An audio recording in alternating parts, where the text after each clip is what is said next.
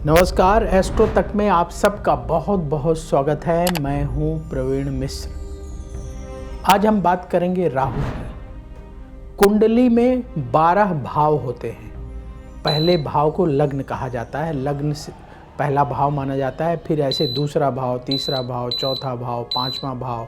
तो राहु जब अलग अलग भाव में बैठता है, मान लीजिए किसी की कुंडली में लग्न में बैठा है, किसी कुंडली में दूसरे भाव में बैठा है, किसी कुंडली में तीसरे में बैठा है, किसी की कुंडली में चौथे में बैठा है, तो अलग अलग भाव में जब राहु बैठता है तो क्या फल प्रदान करता है, आपकी कुंडली में राहु किस भाव में बैठा है तो किस तरह का फल आपको प्रदान करेगा, आज इस पर चर्चा करेंगे। पहले थोड़ा राहु की बात कर लेते हैं। ज्योतिष में कहा जाता है कुजवत केतु शनिवत राहु, यानी कुज यानी होता है मंगल, मंगल के समान केतु व्यवहार करता है और शनिवत राहु यानी शनि के समान राहु व्यवहार करता है। एक छायाग्रह है राहु और दूसरा छायाग्रह है केतु। ये दोनों छायाग्रह नाम के तो छायाग्रह हैं लेकिन बहुत असर डालते हैं। आज हम सिर्फ राहु की चर्चा करेंगे। सूर्य जिस अपने उसमें सर्कल में घूमता है, सूर्य की कक्षा और चंद्रमा की कक्षा जिस बिंदु पर जाकर के, जैसे सारे ग्रह सूर्य के चारों तरफ चक्कर लगाते हैं, तो सूर्य और चंद्रमा का वह बिंदु जहां पर सूर्य की कक्षा और चंद्रमा की कक्षा जिस बिंदु पर मिलती है उसे राहु कहा जाता है। यानी राहु दो नोड हैं, दो बिंदु हैं।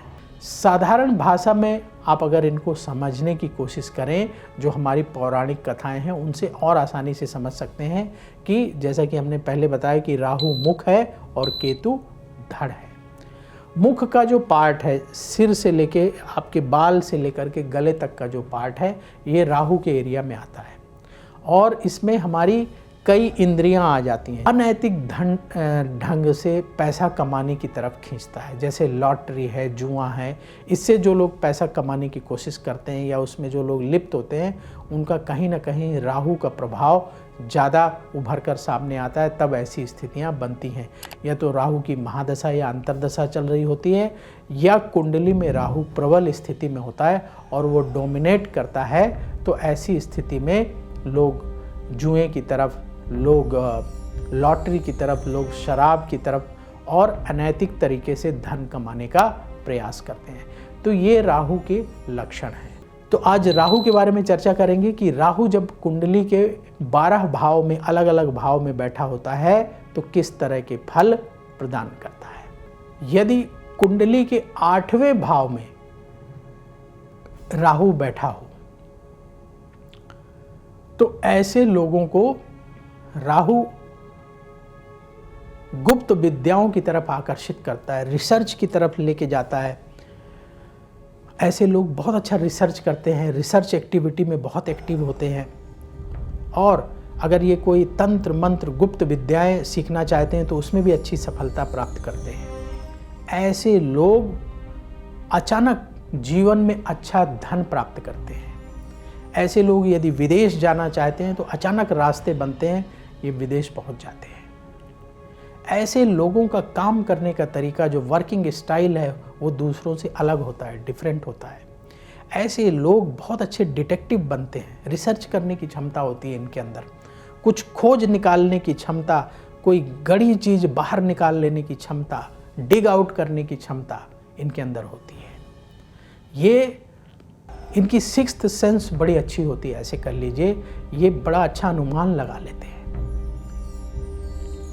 ऐसे लोग अगर अपनी क्षमता का अच्छे तरीके से प्रयोग करें तो बहुत अच्छे वैज्ञानिक, बहुत अच्छे रिसर्चर, बहुत अच्छे जासूस और बहुत अच्छे डिप्लोमेट बन सकते हैं। ऐसे लोग अचानक अच्छा धन प्राप्त कर सकते हैं। अगर अष्टम भाव में राहु हो तो रोग से सावधान रहना चाहिए, गुप्त रोग परेशान कर सकते हैं। इन्हें क्या विशेष सावधानी बरतनी चाहिए? अपने जीवन में संयम बरतें, अनुशासन का पालन करें और अपने नैतिक चरित्र को मेंटेन रखें, तो ये जीवन में सब कुछ प्राप्त कर सकते हैं। तो देखिए, यदि राहु आपकी कुंडली में कहीं भी बैठ करके आपको परेशान कर रहा है, तो राहु भगवान शिव का बहुत बड़ा भक्त था। भगवान शिव का पूजन यदि आप करते हैं तो राहु की शांति होती है। कैसे करें शिव जी का पूजन? राहु की शांति के लिए आप क्या उपाय करें?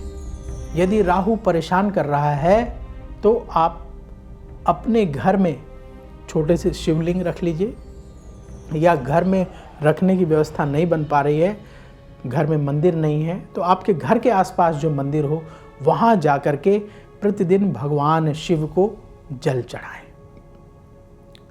राहु भगवान शिव का बहुत बड़ा भक्त था, तो जो लोग भगवान शिव का पूजन करते हैं राहु उन्हें परेशान नहीं करता है। तो आप भगवान शिव को प्रतिदिन जल चढ़ाएं और शिव जी की आरती कर लें। अगर मान लीजिए आरती करने का समय नहीं है तो जल अवश्य प्रतिदिन चढ़ाएं और ओम नमः शिवाय, ओम नमः शिवाय, ओम नमः शिवाय इस मंत्र का रुद्राक्ष की माला से 108 बार जाप कर लें। जिनके पास समय है तो वो लोग भगवान शिव को जल चढ़ाएं, तिलक लगाएं, आरती करें और फिर इसके बाद 108 बार ओम नमः शिवाय, ओम नमः शिवाय मंत्र का रुद्राक्ष की माला से जाप कर लें। जिनको समय की बहुत कमी रहती है वो लोग शिव जी को जल अवश्य चढ़ाएं, चाहे अपने घर में शिवलिंग रख करके या मंदिर जा कर के, और 108 बार ओम नमः शिवाय, ओम नमः शिवाय का जाप कर लें। तो राहु कुंडली के किसी भी भाव में बैठा हो, निरंतर शिव का पूजन करने वालों को राहु परेशान नहीं करता है, राहु शांत रहता है। तो ये सबसे सरल उपाय है। इस उपाय को आप करना शुरू करेंगे तो राहु की वजह से जीवन में परेशानी नहीं होगी। तो अब वीडियो बहुत लंबा हो गया है, कार्यक्रम को यहीं समाप्त करते हैं।